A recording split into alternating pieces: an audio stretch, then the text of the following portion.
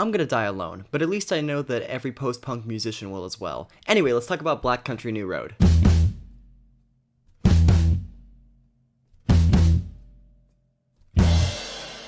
Black Country New Road is an experimental rock / post-punk group from the UK. They've been getting a lot of buzz since 2019 because of their 2 tracks, Science Fair and Sunglasses, getting really big down in that scene. The success prompted them to make their first ever studio album under the label Ninja Tune for the first time.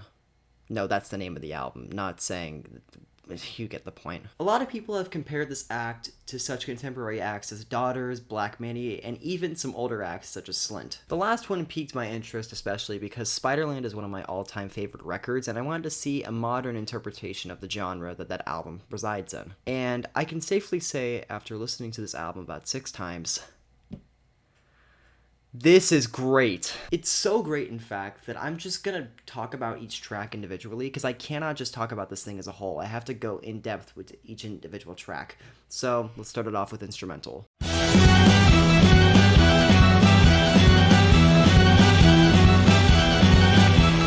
Instrumental is the first track on this album, and oh my gosh, it's so good!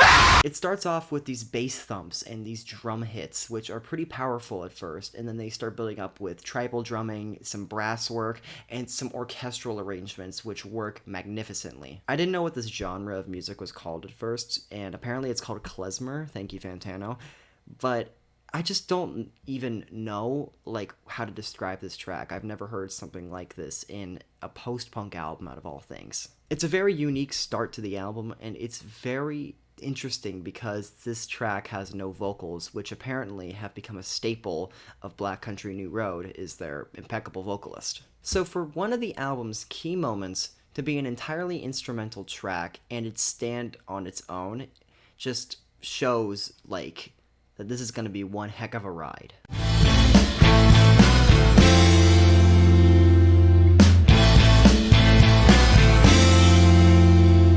The energy of the previous track carries into Athens France, which admittedly is my least favorite track on here just because it sounds very, very derivative of Slint. Literally, the opening line sounds like Nosferatu Man.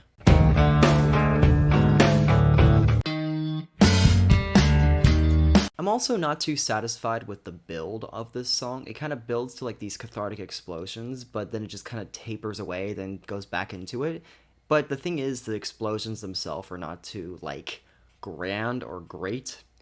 They sound like the opening song of Silent Hill 2, actually. I'm making a lot of comparisons. I should just talk about the album itself. Why am I so dummy thick? And this song introduces the vocalist into the album, which his performance is a highlight on most of these tracks. Spoiler alert. He has the enthusiasm of the lead singer of Black Midi and the deadpan tone of the Slint lead singer. It's very interesting, but it works out so well. This song was also one of the singles that promoted this album, and I can see why they chose it. It's a very, reminiscent song in the post-punk field, and I think it got a lot of people's attention. But to me, it's just a weaker track. I would prefer to go to basically any other track, and I'm not even kidding, than this one. But it's not a bad song whatsoever.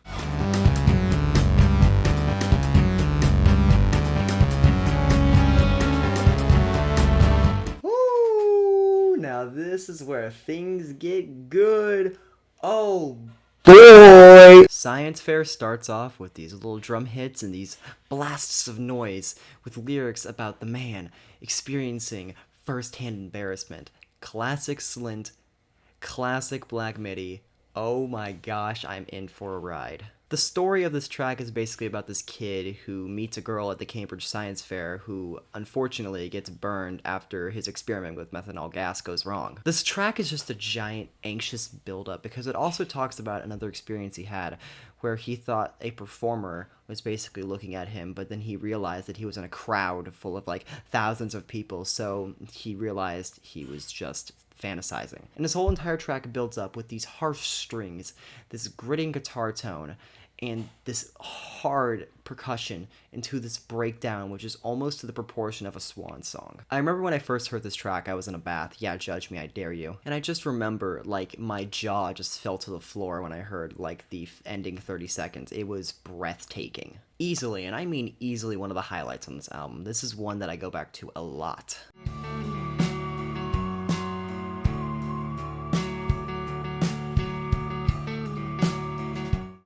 sunglasses. Oh, sunglasses. I'm not going to be talking about this one. Jackson Burns is going to take this one over. Have fun, Jackson. Okay, alright. This kid's about to make me go all in on this Black Country New Road video, huh? Alright, I see how it is. First, in context, I heard this project for the first time the day after it came out, after hearing plenty of praise about it on the Anthony Fantano Discord server. I know, I'm a nerd, fuck off. And I came in with little to no expectations. I mean, I had heard nothing about the album, nothing about the group itself. I was totally in the dark.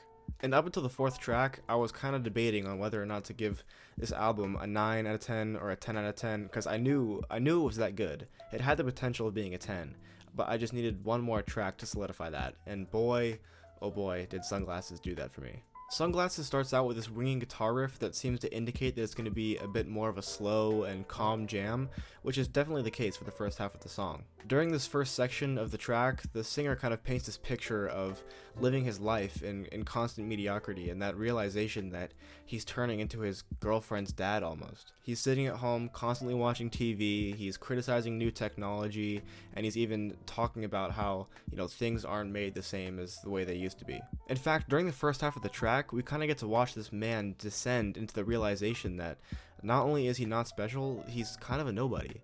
That is until right at the pinnacle of the track, we exit this image of a man who is kind of deteriorating, and instead we get this vision of who this man wants to be.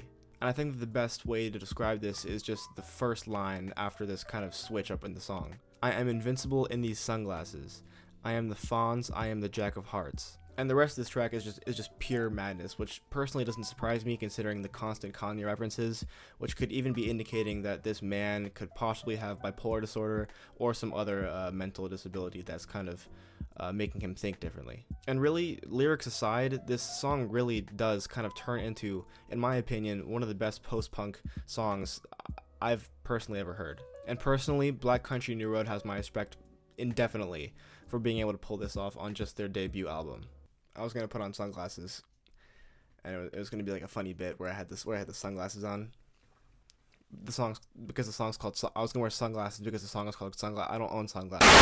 Yes, hello. I'd like to place 20 orders of Wonderful Christmas Time on CD. Name? Luke Stone. Hey, welcome back. Hope you enjoyed Jackson's bit of the video. Link in the description to his channel. Now it's time to talk about the 5th track on the album, Track X.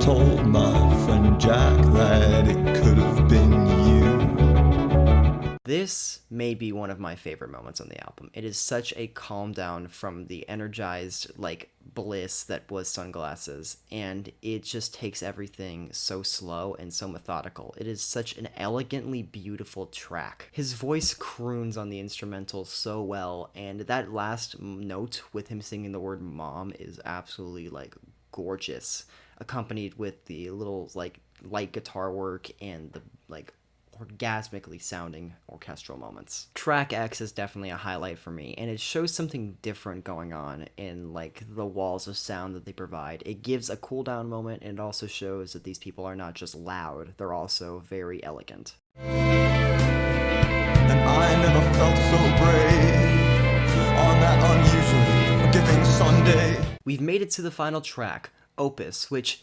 as the name implies, this song is grand. This song is huge. This song is something that ends an album for sure. It is a grand statement and brings the album together. It's just whoa. It starts off simply with this little horn line, which all builds into this little build, and then the energy just keeps increasing and decreasing and basically playing with your emotions until the ending. You just hear him yell and give out all his energy to these just orgasmically sounding instruments There are not enough words in the English dictionary to describe the feeling that you have when you listen to this track. I am not joking with you. My hands look so big on the camera. I wonder. For real, I can't give this track enough credit. This is an album closer if I've ever heard one. Up to proportions with, Doctor off of Schlagenheim, and honestly up to snuff with Good Morning Captain off of Spiderland. Overall, this album was more than adequate. I did not leave Kanye out of it. Now, this got me thinking, if I'm so hyped up on this album, I wonder what other creators are thinking. Why the fuck are you on your... Why are you reading a magazine? We're on a call. Okay, besides the point. Have you heard that Black Country New Road? That shit was fucking Insane. Oh, that shit sucked, bro. That shit was Wait, terrible. what? How? The Black Country New I Road. think you're the only person I've heard say that. That shit was, dude. It was bland the whole way through. 40 minutes of just Wait, snoozer. what? Bland? 40 minutes of snooze. Bro. Wait, Just- what? Like, actually, That what? shit sucked. Dude. Wait, That have you shit heard, like, the fucking, like, the instrumentation, the violin, like, That, the that trumpet? shit sucked, bro. the That shit fucking sucked. emotion Bro, in the dude's dude, voice? From the first track on, it was bad. It set the I'm mood sorry. perfectly for the Dude, entire album, like, literally. Dude, I'm. Wait, like, no, wait, I'm I'm- actually confused. You're the only come person on. I've ever fucking heard Come on. say that. Bro, listen.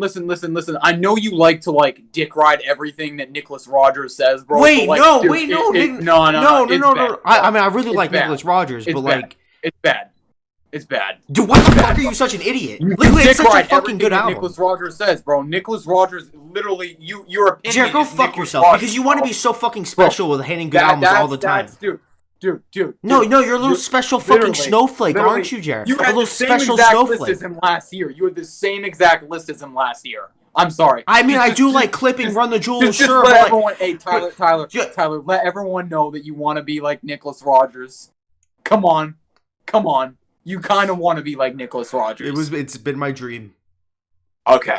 That's okay. But Black Country New Road actually sucks. It's just wait, no, it does. Thank you to Rap Cornballs who made that little skit at the end, and thank you Jackson Burns for covering Sunglasses. This was a really fun review, and I'm really glad that I got to talk about such an amazing album. Overall, this album was really great, and I'd give it a 9 out of 10 if I didn't say that before. But yeah, no. Thank you all for watching. Be sure to like, comment, subscribe. Please do not dislike, because I'm extremely lonely. Anyway, I'll talk to you guys later. Peace.